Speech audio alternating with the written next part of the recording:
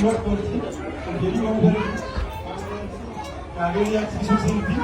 এটা নাচের চর্চা হবে ওই নাচের পরে আপনারা আমাদের অনুষ্ঠান শুরু অক্ষয়া রায় যেই রানটা আমাদের সঙ্গে খেলছে না রূপাংশ ওকে এমন জোরে থাপ্পড় মেরেছে তার গাল